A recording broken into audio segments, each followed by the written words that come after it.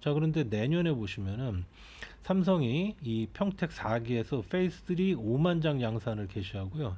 하이닉스가 올해랑 유사하게 MC5X 잔여분 뭐 해서 한 4, 5만 장 정도 양산을 개시를 합니다. 뉴스는 돈이다. 안녕하세요. 돈이 되는 뉴스 류돈 류순열입니다. 주식시장이 다시 롤러코스터입니다. 어제는 블랙 튜즈데이였죠. 이름도 생소한데요. 자, 반도체 분석으로 엄청 유명하신 분입니다. 반도체의 대가 송명섭 IM증권 수석연구위원 자리하셨습니다. 오, 네. 어서 오십시오. 어서 오세요. 대가란 말은 좀 듣기 되게 좀 너무 부담스러우신가요? 큰집? 오늘 대가답게 분석해 주시기 바랍니다. 네. 자, 이제 어제 블랙 튜즈데이였습니다. 코스피가 뭐 10% 가까이 9.99%인가요? 빠지는 거 처음 봤는데 이게 이제 투자자들이 야, 이건 무슨 AI 버블이 꺼지나? 반도체도 이제 추세 전환하나? 아니면 뭐 잠시 숨고르기 하나? 어떻습니까?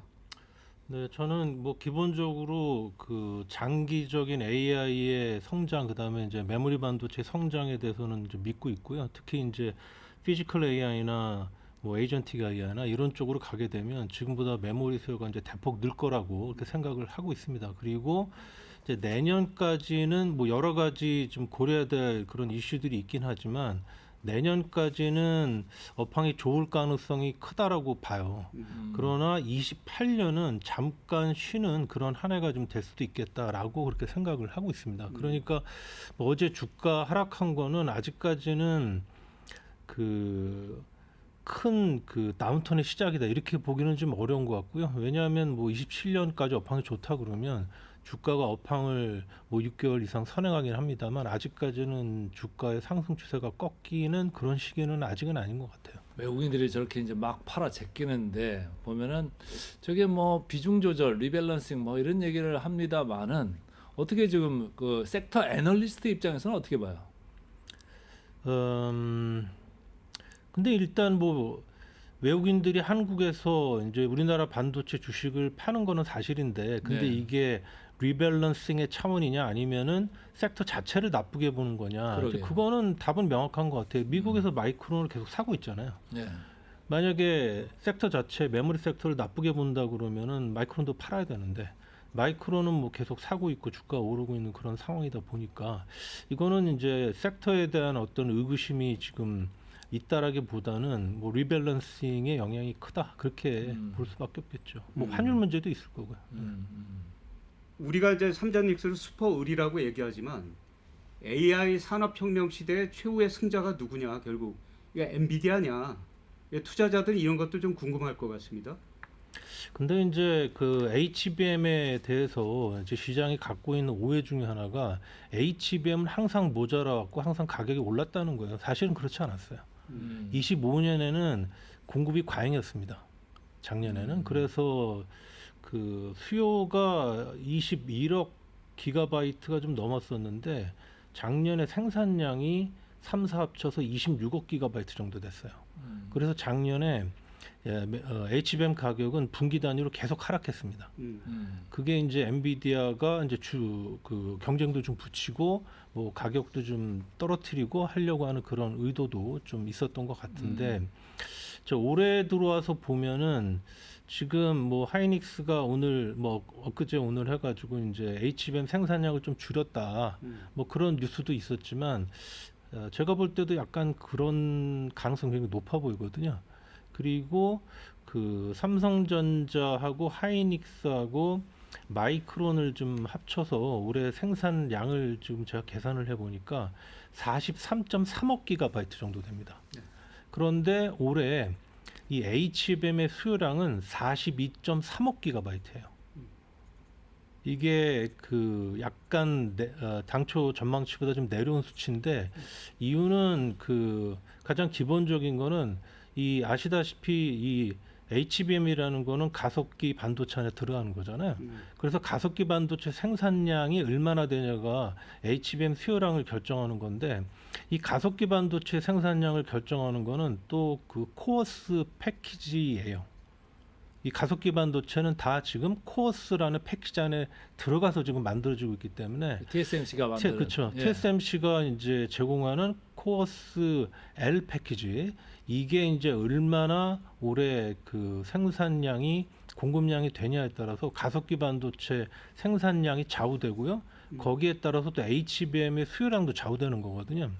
당초에 생각했던 것보다 원래는 올해 한 300만 개 정도 루빈이 생산될 줄 알았는데 이제 그게 지금 한 150만 개 뭐 이 정도 수준으로 내려왔잖아요. 뭐 여러 가지 이유가 있습니다만 지금 생산 계획치들을 보면 3, 4 합쳐서 43.3억 기가바이트라고 제가 말씀을 이제 드렸으니 그러면은 이제 그 생산 계획이 수요량보다 한 1억 기가바이트 정도 약간 더 많은 거죠. 한 2% 정도.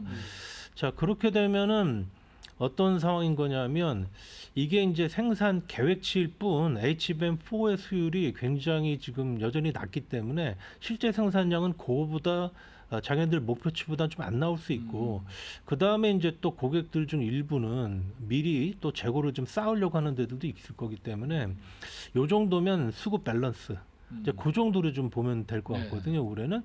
그래서 지금 HBM이 작년보다는 올해 가격이 좀 더 안정적인 그런 지금 상황이다라고 이제 그렇게 말씀드릴 수 있고요. 그 다음에 이제 질문하신 누가 뭐 최종 승자가 될 거냐 뭐 이런 측면에서는 뭐 굉장히 여러 가지 얘기들이 이제 고려가 돼야 될 건데 기본적으로 결국은 뭐 엔비디아 그 다음에 지금 뭐 구글이나 또는 뭐 아마존이나 뭐 이런 회사들이 자기네들의 이제 자체 그 가속기 반도체를 ASIC 기반으로 지금 만들고 있지 않습니까? 특히 이제 TPU가 엄청나게 지금 성장 속도가 빠른 상황이거든요. 그래서 결국은 이 AI 반도체 경쟁은 그러한 그 ASIC 빅테크 업체들의 이제 자체 그 ASIC 시장하고 그 다음에 이제 엔비디아 위주의 이제 GPU 시장 뭐 이런 쪽에서 결국은 그 중에 이제 승자가 나올 가능성이 높다 그렇게 말씀드려야 될 것 같습니다. 어쨌든 지금 엔비디아한테 이제 들어가야 될 게 HBM4라는 게 있는 건데 듣기로는 뭐 하이엔드 쪽에서는 삼성전자 께 들어가고 뭐 조금 그보다 현찮은 거는 SK 하이닉스가 들어가는 거 아니냐 뭐 이런 얘기도 있던데 이제 그거는 엔비디아가요 당초에는 HBM4의 입출력 속도 스탠다드를 11.7 GBps로 설정을 했었습니다. 그랬는데 그거를 이제 그 각사들한테 제품을 샘플을 받아서 이제 해보니까 삼성전자만 처음에 그 스탠다드에 미트를 했던 거예요. 그래서 이제 삼성전자는 HBM4 초기 인증에 이제 성공을 했던 거고요. 그런데 이제 나머지 두 회사는 그 속도에 미치지 못했던 거죠. 그게 이유가 있는데 지금 HBM4에서는요. 삼성전자가 HBM3E 12단에서는 1A 나노 공정을 사용을 했었어요. 그러다가 경쟁사들은 3 12단에서 1B 나노 공정 좀 더 앞선 공정을 썼었죠. 그랬는데 HBM4로 넘어오면서 삼성전자가 1B 나노를 스킵을 해버리고 1C 나노로 바로 넘어갔습니다. 네. 그리고 나머지 두 회사는 그대로 1B 나노를 HBM4에도 썼죠. 네. 그런데 이렇게 공정이 미사되면요 속도가 빨라지게 돼 있어요. 이제 그거를 이제 삼성전자가 1C 나노에서 잘 성공을 하면서 요번에 이제 HBM4 이제 엔비디아의 퀄리피케이션에서 좀 더 먼저 통과하고 이제 제품도 먼저 공급할 수 있게 된 거예요. 그런데 이제 엔비디아가 삼성전자 물량만 받아서는 HBM4가 들어가는 루빈 생산이 안 되잖아요. 그러니까 이제 자기네들의 그 입출력 속도 스탠다드를 10GBps로 낮춰줬습니다. 그러면서 이제 하이닉스와 마이크론도 HBM4를 공급할 수 있게 된 거죠. 그래서 이제 그러한 관점에서 이 시장에서 이제 뭐 좋은 제품에는 뭐 이런 얘기가 삼성전자를 쓸 거 뭐 이런 얘기가 있는지는 모르겠습니다만 공식적으로 엔비디아의 HBM4 입출력 속도 스탠다드는 10GBps예요. 그래서 그거를 세 회사가 다 통과를 했기 때문에 이제 물량은 다들 공급하게 된 거고, 그리고 그 물량의 규모로만 따지면 하이닉스가 월등히 많아요. 그러니까 작년까지 뭐 삼성전자보다. HBM3에서 SK 하이닉스하고 엔비디아하고 관계 좋고 뭐 시장 점유율 한 60% 70% 됐던 거 그 시장 지위를 계속 유지할 수 있다 이렇게 보시는 건가요? 그러면? 일단은 그 캐파 규모 자체가 하이닉스가 더 커요. 아, 삼성전자보다 HBM 캐파가 더 크고요. 하이닉스가 좀 내려가긴 할 건데 그러겠죠. 여전히 그 전체적인 시장 점유율에서는 여전히 압도적인 1등이다. 이제 그렇게 이제 말씀드릴 수가 있고, 삼성전자도 좀 올라가고, 그 다음에 이제 마이크론이 좀 더 올라가고, 뭐 그런 지금 상황입니다. 기술 경쟁에서는 삼성전자가 조금 앞서 있다 이렇게 이해하면 되는 거죠. HBM4에서는 그래요. HBM4에서 네, HBM 지금 3 12단까지는 완전히 밀렸었는데 이제 원C 나노로의 전환이 성공을 하면서 이제 한 방에 뒤집는 뭐 이런 상황이 된 거고요. 그 다음에 이제 제가 말씀드리려고 했다가 까먹은 게 그 내년에 나올 이제 4E HBM4E 관련한 내용인데, 지금 이제 삼성전자는 HBM4E에서도 그 원C 나노를 지금 쓸 예정이고요. 그 다음에 나머지 두 회사는 이제 원B에서 원C 나노로 이제 전환을 하게 됩니다. 그래서 아무래도 이미 삼성전자가 원C 나노를 다뤄본 경험이 있기 때문에 요번에 4E의 샘플 출하에 있어서도 삼성전자가 한 달 정도 지금 하이닉스보다 먼저 앞섰죠. 5월 말에 이제 삼성전자가 엔비디아의 4E 그 12단 샘플을 제출을 했고요. 이제 하이닉스가 한 달쯤 안 되게 이제 늦게 제출을 이제 한 그런 상황입니다. 그럼 중장기 시계를 보면 HBM 경쟁에서 삼성전자가 SK하이닉스를 뭐 시장 점유율이나 이런 것도 앞지를 가능성이 있습니까? 근데 이게 굉장히 좀 여러 가지 그 생각할 요소들이 많아요. 이제 지금 그 HBM 그 영업이익률이 지금 현재 그 일반 컨벤셔널 디램 대비해서 현저히 낮거든요, 지금. 아 그래요? 예. HBM 영업이익률이 지금 한 60% 정도 돼요. 그런데 컨벤셔널 디램 같은 경우는 그동안 가격이 워낙 많이 올라서 지금 뭐 80% 이렇단 말이에요. 그러니까 우리 흔히 하는 말로 가성비는 D램이 훨씬 좋군요. 그렇죠. 그래서 지금 삼성전자 같은 경우에는 그동안에 지난 몇 년간 하이닉스 대비해서 삼성전자가 이 메모리 부분 영업이익이 오히려 적게 나왔잖아요. 그래서 이제 많은 비판도 당하고 그랬지 않습니까? 그래서 제가 볼 때는 올해는 하여튼 무조건 하이닉스보다 훨씬 더 많은 이익을 내겠다는 게 지금 회사의 지금 가장 중요한 목표인 것 같아요. 그런 상황에서 이 HBM보다 일반 그 컨벤셔널 디램의 이익률이 워낙 지금 높아진 상황이다 보니까 굳이 HBM을 많이 만들 필요가 없다라고 생각하는 것 같습니다, 지금. 그래서 지금 삼성전자가 굳이 지금 그 시장 점유율은 하이닉스보다 떨어지지만 굳이 HBM 생산을 많이 늘릴 생각이 없는 것 같아요. 전략적으로. 네. 지금 이 시점에서 그럼 중요한 거는 2분기에 이제 곧 이제 잠정 실적들이 나오는데 뭐 삼성전자도 그렇고 하이닉스도 그렇고 잠정 실적에서 볼 수 있는 우리 영업이익 마진 그게 어떻게 될 거고 하반기에 가격 인상 폭이 어느 정도 될 건지 지금 우리 애널리스트께서는 어떻게 지금 보고 계세요? 일단 2분기에 하이닉스는 제가 하이닉스 영업이익을 한 64조 원 정도 보거든요, 제가. 그런데 그렇게 되면은 이제 전체적인 D램 영업이익률은 한 78%, 그 다음에 낸드 영업이익률은 한 69%, 뭐 그 정도 나오게 될 거라고 생각을 하고요.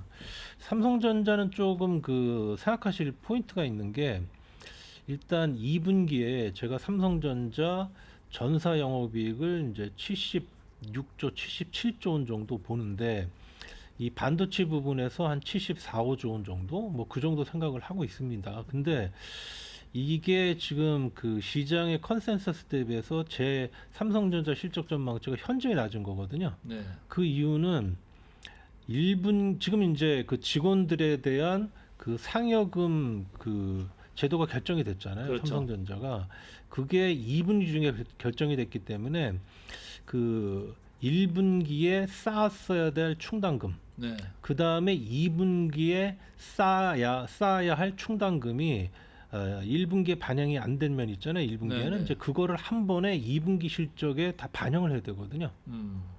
그래서 그것까지 감안하면은 그 영업이익이 뭐 76, 77조 원이 된다. 그리고 이제 반도체 부분이 뭐 74, 75조 원이 된다. 이제 그런 말씀이고, 만약에 그거를 제외한다 그러면은 그러면 메모리 부분에서는 이제 그 삼성전자 영업이익이 한 88조?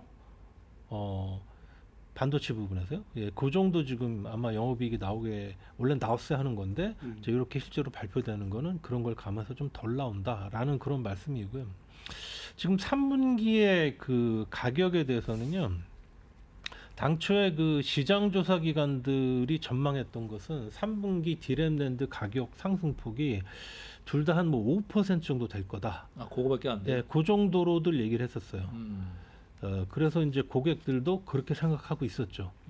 그런데 이제 제가 그 대만에 가서 또 뭐 한국에 있는 이 서플라이 체인에 있는 사람들하고 얘기를 해보면 3분기에도 D램이 10% 이상, 낸드는 뭐 한 20% 정도, 이제 그 정도 오를 것 같다라는 그런 얘기를 제가 듣고 있었거든요. 그런데 이제 최근에 시장조사 기관들이 3분기 가격 인상폭을 10%대 중반으로 지금 바꾸고 있습니다. 아, 올리네요. 예.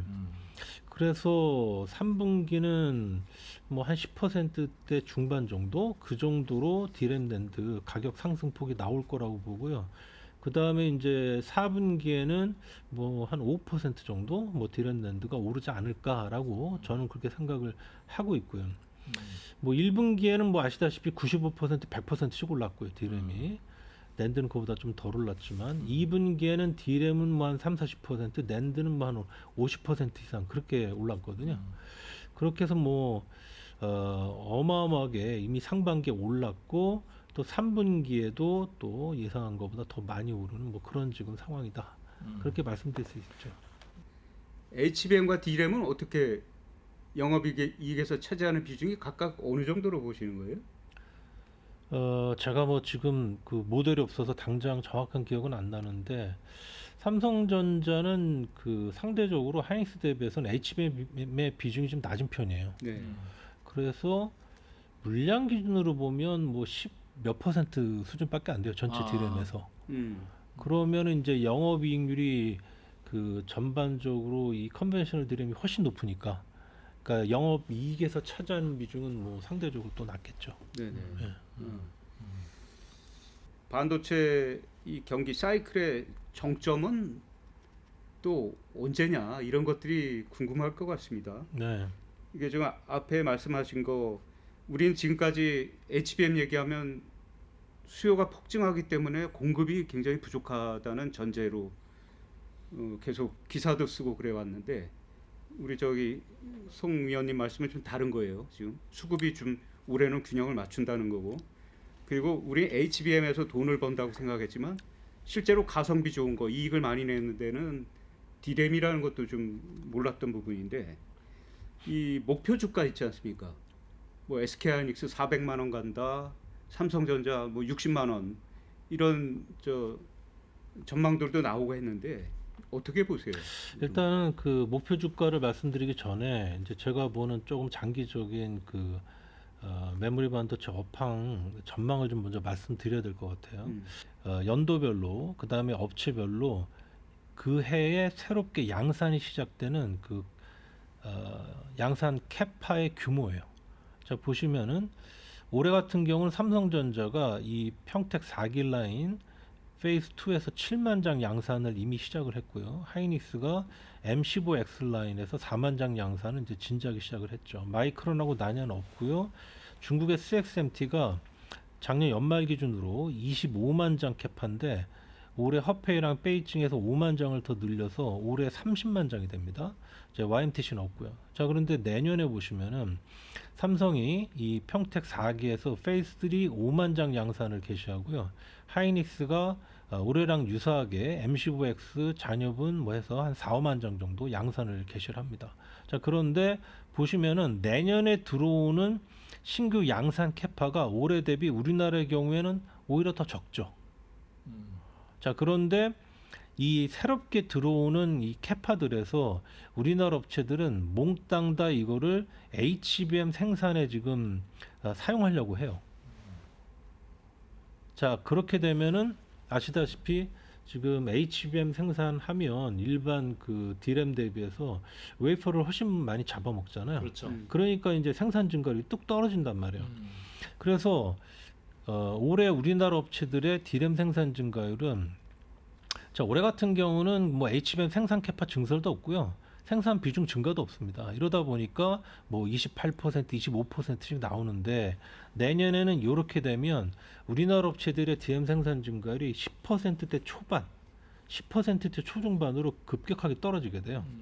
근데 반면에 이제 보시면은 마이크론 같은 경우는 뭐 아이다호에서 8만 장, 뭐 대만에서 4만 장, 그 다음에 CXMT는 상해에서 10만 장, 그다음에 YMTC도 뭐 팩스리라는 데서 5만 장 이렇게 지금 들어오니까 해외 업체들은 우리나라 업체들이랑 좀 달리 내년에 생산 증가율이 올해보다 좀 올라갈 텐데 다만 우리나라 업체들의 생산 증가율이 워낙 내년에 떨어지다 보니까 올해의 업계 D램 생산 증가율이 25%로 예상되는데 내년에는 이제 20% 미만으로 이게 떨어질 것 같단 말이에요. 예. 그러니까 올해 같은 경우는 생산 증가율이 25%로 높지만 빅테크 업체들이 올해 캐펙스를 뭐 100% 이상 늘리고 뭐 이러다 보니까 수요 증가율이 28%뭐 이렇게 지금 나올 것 같거든요. 그러다 보니까 지금 올해 업황이 좋은 거거든요. 내년에는 이제 생산 증가율이 20% 미만으로 이렇게 낮아지는데 과연 내년에 빅테크 업체들이 얼마나 또 캐펙스를 많이 늘려서 수요 증가율이 이 20% 이상 나와줄 거냐. 그게 이제 내년 업황의 관건이다. 이제 그런 말씀이거든요. 자, 근데 28년 한번 보시면요. 자, 한눈에 보셔도 어마어마하게 많이 늘죠. 그러게요. 예.